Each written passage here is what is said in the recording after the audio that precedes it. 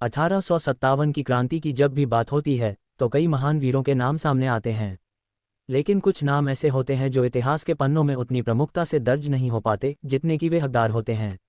ऐसा ही एक नाम है तात्या टोपे, एक ऐसा योद्धा जिसने न तो किसी राज्य की गद्दी संभाली, न ही कोई बड़ा साम्राज्य चलाया, लेकिन फिर भी वह भारत के इतिहास में स्वतंत्रता संग्राम के सबसे तेजस्वी सेनानायकों में से एक गिने जाते हैं। तात्या टोपे का असली नाम रामचंद्र पांडुरंग टोपे था। उनका जन्म एक मराठा ब्राह्मण परिवार में हुआ था। उनका परिवार पेशवा बाजीराव द्वितीय के दरबार से जुड़ा हुआ था, इसलिए उनका बचपन भी शाही वातावरण में बीता। लेकिन नियति को कुछ और ही मंजूर था। जब अंग्रेजों ने पेशवाओं का अंत कर दिया और बाजीराव द्वितीय को उनके राज्य से बेदखल कर दिया, तब तात्या के हृदय में अंग्रेजों के प्रति अग्नि जल उठी। उन्होंने प्रण लिया कि वे अपने जीवन का प्रत्येक क्षण स्वतंत्रता के लिए समर्पित कर देंगे। तात्या बचपन से ही अत्यंत वीर, निडर और कुशाग्र बुद्धि वाले थे। उन्होंने छोटी उम्र में ही घुड़सवारी, तलवारबाजी और युद्ध की रणनीतियां सीख ली थीं। उनके बारे में कहा जाता है कि वे अद्वितीय योद्धा थे, जो न केवल एक शानदार योद्धा थे बल्कि एक कुशल रणनीतिकार भी थे। उनके पास इतनी जबरदस्त युद्धनीति थी कि अंग्रेजों को बार बार हार का सामना करना पड़ा। तात्या टोपे की जिंदगी में सबसे बड़ा मोड़ तब आया जब 1857 का विद्रोह छिड़ा। ये वही क्रांति थी जिसे भारत का पहला स्वतंत्रता संग्राम कहा जाता है। इस क्रांति की चिंगारी मंगल पांडे ने जलाई थी और ये देखते ही देखते पूरे भारत में फैल गई। जब झांसी की रानी लक्ष्मीबाई, नाना साहब, कुंवर सिंह जैसे वीर स्वतंत्रता की लड़ाई में कूद पड़े, तब तात्या टोपे ने भी अपने कर्तव्य की शपथ ली। तात्या टोपे नाना साहब के सबसे विश्वसनीय सेनापति बन गए। जब अंग्रेजों ने कानपुर पर हमला किया तो तात्या ने अद्वितीय रणकौशल दिखाते हुए वहां की रक्षा की। वे जानते थे कि अंग्रेजों की सीधी टक्कर लेना आत्मघाती होगा, इसलिए उन्होंने छापामार युद्धनीति अपनाई। ये वही रणनीति थी जो छत्रपति शिवाजी महाराज ने अपनाई थी। वे अंग्रेजों की सेना पर अचानक हमला करते, उन्हें नुकसान पहुंचाते और फिर तेजी से ओझल हो जाते। उनकी इसी रणनीति से अंग्रेज तंग आ गए थे। तात्या टोपे की खासियत ये थी कि वे कभी हार नहीं मानते थे। वे जानते थे कि स्वतंत्रता की राह कठिन है, लेकिन वे हर चुनौती के लिए तैयार थे। उनका दृढ़ संकल्प था कि भारत को आज़ाद कराना ही उनका जीवन लक्ष्य है।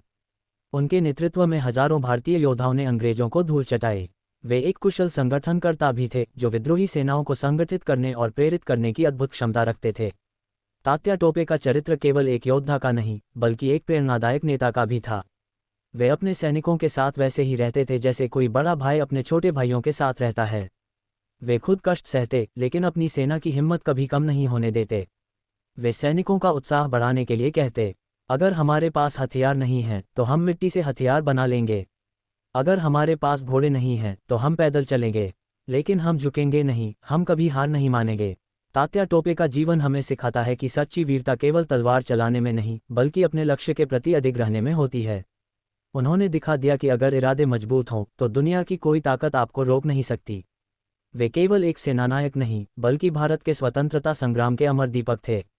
1857 का संग्राम अपने चरम पर था। देश के कोने कोने में बगावत की ज्वाला धधक रही थी। दिल्ली, कानपुर, झांसी, अवध, हर जगह अंग्रेजों के खिलाफ क्रांति की लहर दौड़ पड़ी थी।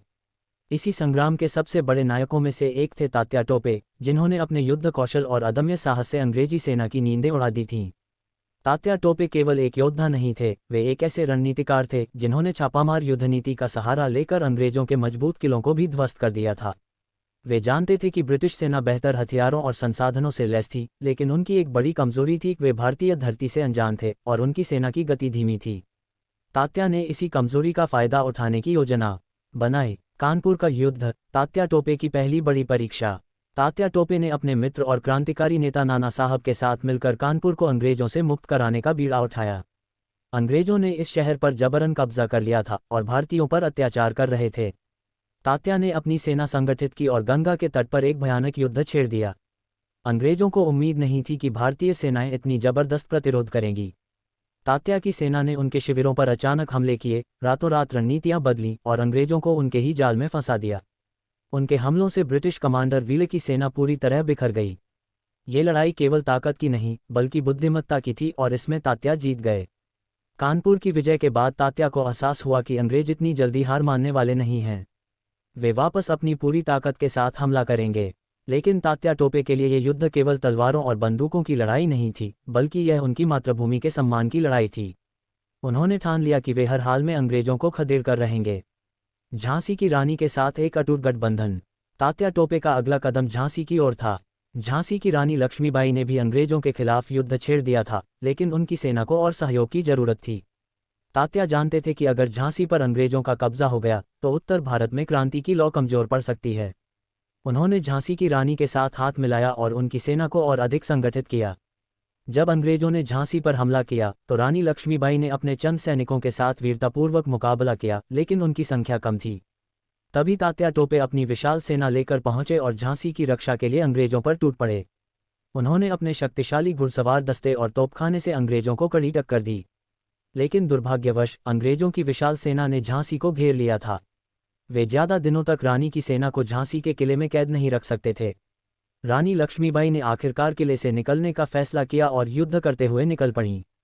तात्या टोपे ने उन्हें बचाने की पूरी कोशिश की, लेकिन अंग्रेजों की भारी फौज के आगे वे अकेले ज्यादा देर तक टिक नहीं सके। रानी लक्ष्मीबाई की वीरगति के बाद तात्या टोपे के लिए ये केवल युद्ध नहीं बल्कि बदले की जंग बन चुका था। वे झांसी से निकलकर अंग्रेजों पर लगातार हमले करते रहे, लेकिन अब अंग्रेज उनकी रणनीतियों को समझने लगे थे। वे तात्या टोपे को हराने के लिए नई योजनाएं बनाने लगे। तात्या टोपे की छापामार युद्ध नीति। झांसी की लड़ाई के बाद अंग्रेजों ने तात्या टोपे को पकड़ने के लिए कई चालें चलीं। वे जानते थे कि तात्या को हराना आसान नहीं है, लेकिन तात्या टोपे कोई साधारण योद्धा नहीं थे, वे रणनीति के उस्ताद थे। उन्होंने अंग्रेजों से बचने के लिए अपनी छापामार युद्ध नीति और भी तेज कर दी। वे जंगलों, पहाड़ों और गांवों में छिपकर अंग्रेजों पर अचानक हमले करते और फिर गायब हो जाते। राजस्थान, मध्य प्रदेश, उत्तर प्रदेश और महाराष्ट्र में घूम घूम कर उन्होंने अंग्रेजों के खिलाफ कई युद्ध लड़े। तात्या टोपे की सेना भले ही कमजोर थी, लेकिन उनका जज्बा अडिग था। वे जानते थे कि अंग्रेजों को हराने के लिए धैर्य और रणनीति की जरूरत थी। वे कई महीनों तक 10,000 से अधिक सैनिकों के साथ अलग अलग मोर्चों पर लड़ते रहे। अंग्रेजों को तात्या टोपे से डर लगने लगा था। तात्या टोपे की वीरता से हमें क्या सीख मिलती है? तात्या टोपे का जीवन केवल तलवार की धार और युद्ध की कहानियों तक सीमित नहीं था। वे एक ऐसे योद्धा थे जो न कभी थके, न कभी झुके और न ही कभी पीछे हटे। वे हमें सिखाते हैं कि अगर मन में विश्वास हो तो किसी भी ताकत को हराया जा सकता है। त्याग और बलिदान। तात्या टोपे ने अपनी पूरी जिंदगी मातृभूमि के लिए कुर्बान कर दी। वे कभी किसी निजी स्वार्थ में नहीं पड़े।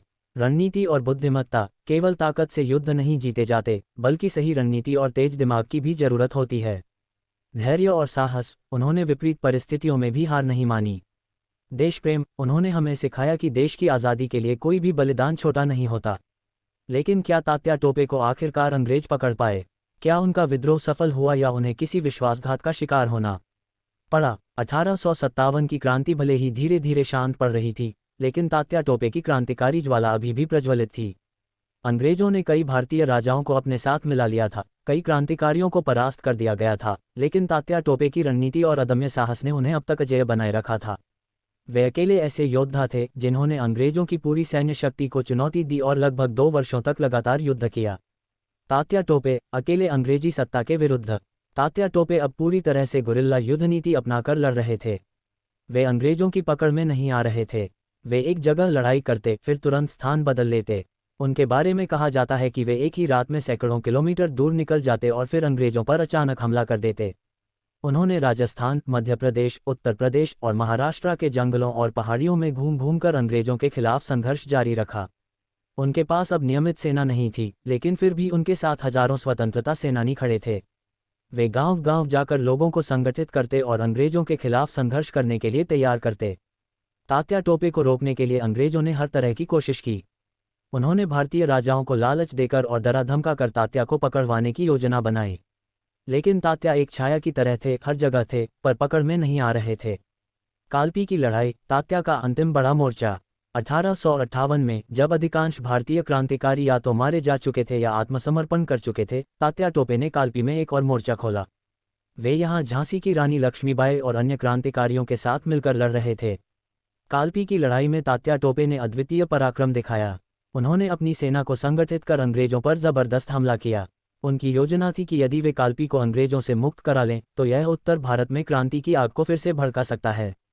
लेकिन अंग्रेजों को यह एहसास हो गया कि तात्या टोपे को खुला छोड़ना उनके लिए घातक होगा। उन्होंने अपनी पूरी सैन्य शक्ति तात्या टोपे को घेरने में झोंक दी। अंततः अंग्रेजों ने भारी संख्या में सैनिकों और आधुनिक हथियारों के बल पर कालपी पर कब्जा कर लिया। लेकिन तात्या टोपे हार मानने वालों में से नहीं थे। वे अपने कुछ सैनिकों के साथ कालपी से निकल गए और एक बार फिर से नए मोर्चे की तलाश में चल पड़े। तात्या टोपे, जंगलों में क्रांति की ज्वाला। कालपी की हार के बाद भी तात्या टोपे ने संघर्ष जारी रखा। वे दक्षिण भारत के जंगलों में चले गए और वहां से अंग्रेजों के खिलाफ छापामार युद्ध जारी रखा। वे गांवों में जाकर लोगों को अंग्रेजों के खिलाफ उठने के लिए प्रेरित करते और कई बार तो उनकी सेना अचानक किसी ब्रिटिश किले पर हमला कर देती और फिर जंगलों में गायब हो जाती। अब तक तात्या टोपे की वीरता और संघर्ष की कहानियां पूरे भारत में फैल चुकी थीं। अंग्रेज उनसे डरने लगे थे। उन्हें समझ में नहीं आ रहा था कि एक अकेला व्यक्ति उनकी पूरी साम्राज्यवादी शक्ति को कैसे चुनौती दे रहा है। तात्या टोपे की यह रणनीति लगभग 2 साल तक सफल रही। वे हर बार अंग्रेजों को चकमा देकर बच निकलते थे, लेकिन अब अंग्रेजों ने उनके खिलाफ एक नया तरीका अपनाया, विश्वासघात। क्या तात्या टोपे को कोई धोखा देगा? तात्या टोपे को पकड़ पाना अंग्रेजों के लिए आसान नहीं था। वे केवल तलवार से नहीं लड़ रहे थे, बल्कि अपनी बुद्धिमत्ता और युद्धनीति से अंग्रेजों को मात दे रहे थे। लेकिन अंग्रेजों ने उनकी इस ताकत को तोड़ने के लिए भारतीय राजाओं को रिश्वत देना और डराना शुरू कर दिया। तात्या टोपे को आखिरकार कौन धोखा देगा? क्या वे अपने अंतिम युद्ध में भी अंग्रेजों को हरा पाएंगे? तात्या टोपे अब तक अंग्रेजों के लिए एक अजेय पहेली बन चुके थे। उनकी छापामार युद्धनीति ने ब्रिटिश सेना को बार बार मात दी, उनके सेनापतियों को हैरान कर दिया और उनकी रणनीतियों को ध्वस्त कर दिया। लेकिन अंग्रेज भी हार मानने वाले नहीं थे। वे समझ गए थे कि तात्या टोपे को युद्ध के मैदान में हराना असंभव है, इसलिए उन्होंने एक घिनौनी साजिश रची, विश्वासघात की। विश्वासघात, अपने ही आदमी ने दिया धोखा। तात्या टोपे अपने कुछ विश्वासपात्रों के साथ मध्य प्रदेश के जंगलों में घूम रहे थे। वे यहां से अंग्रेजों के खिलाफ अपनी अंतिम क्रांति की तैयारी कर रहे थे, लेकिन इस बार उनकी किस्मत ने उनका साथ नहीं दिया। उनका एक पुराना सहयोगी मान सिंह, जो पहले तात्या के साथ अंग्रेजों के खिलाफ लड़ा था, अब अंग्रेजों के हाथों बिक चुका था। अंग्रेजों ने उसे यह विश्वास दिलाया कि अगर वह तात्या को पकड़वा देगा तो उसे इनाम मिलेगा और उसका राज्य सुरक्षित रहेगा। मान सिंह ने अंग्रेजों को तात्या टोपे के ठिकाने की गुप्त सूचना दे दी। अंग्रेजों की योजना और तात्या की गिरफ्तारी। 7 अप्रैल 1859 की रात, जब तात्या टोपे अपने कुछ सैनिकों के साथ विश्राम कर रहे थे, तभी अंग्रेजों ने उनके ठिकाने को चारों ओर से घेर लिया। अंग्रेजों की योजना थी कि वे तात्या टोपे को जिंदा पकड़ेंगे ताकि उन्हें सबके सामने एक उदाहरण के रूप में प्रस्तुत किया जा सके। तात्या ने बचने की पूरी कोशिश की, लेकिन उन्हें घेर लिया गया। उनके पास न कोई हथियार था और न ही भागने का कोई रास्ता। वे जानते थे कि उनकी गिरफ्तारी भारत की आज़ादी की लड़ाई के लिए एक बड़ा झटका हो सकती है। फिर भी उन्होंने शांति और गर्व के साथ आत्मसमर्पण किया। उन्होंने अपने आखिरी शब्दों में कहा, मैंने अपने देश के लिए हर संभव लड़ाई लड़ी, अब मैं अपने बलिदान से अपने लोगों को जगाऊंगा। तात्या टोपे का मुकदमा और फांसी। अंग्रेजों ने तात्या टोपे को पकड़ने के बाद एक नकली मुकदमा चलाया। यह एक दिखावा मात्र था, क्योंकि अंग्रेज पहले से ही ये तय कर चुके थे कि उन्हें मौत की सजा दी जाएगी। 3 दिनों तक मुकदमा चला। अंग्रेजों ने तात्या टोपे पर राजद्रोह और ब्रिटिश सरकार के खिलाफ युद्ध छेड़ने का आरोप लगाया, लेकिन तात्या टोपे ने कभी अपने बचाव में कुछ नहीं कहा। वे जानते थे कि उनकी मृत्यु तय है, लेकिन उनके बलिदान से हजारों लोग प्रेरित होंगे। 18 अप्रैल 1859 को शिवपुरी, मध्य प्रदेश में तात्या टोपे को फांसी दे दी गई। तात्या टोपे की शहादत और उनकी अमर विरासत। तात्या टोपे मरकर भी अमर हो गए। उनकी शहादत ने पूरे देश में देशभक्ति की आग जला दी। आने वाले वर्षों में भगत सिंह, चंद्रशेखर आज़ाद, नेताजी सुभाष चंद्र बोस जैसे वीरों ने तात्या टोपे से प्रेरणा ली और स्वतंत्रता संग्राम को और भी आगे बढ़ाया। तात्या टोपे हमें सिखाते हैं कि सच्चा योद्धा कभी हार नहीं मानता। उन्होंने आखिरी दम तक अंग्रेजों से लोहा लिया। रणनीति और बुद्धिमत्ता किसी भी ताकत को हरा सकती है। उन्होंने गुरिल्ला युद्ध तकनीक से अंग्रेजों को कई बार हराया। देशभक्ति सबसे बड़ा धर्म है। उन्होंने अपने व्यक्तिगत जीवन की चिंता नहीं की, बल्कि पूरी तरह से मातृभूमि के लिए समर्पित रहे। आज भी तात्या टोपे का नाम भारत के इतिहास में सुनहरे अक्षरों में लिखा जाता है। वे सिर्फ एक स्वतंत्रता सेनानी नहीं, बल्कि एक अमर क्रांतिकारी हैं, जिनकी कहानी हर भारतीय को प्रेरित करती है। बलिदान की यह गाथा कभी भुलाई नहीं जाएगी। तात्या टोपे जैसे योद्धा इतिहास में अमर रहेंगे।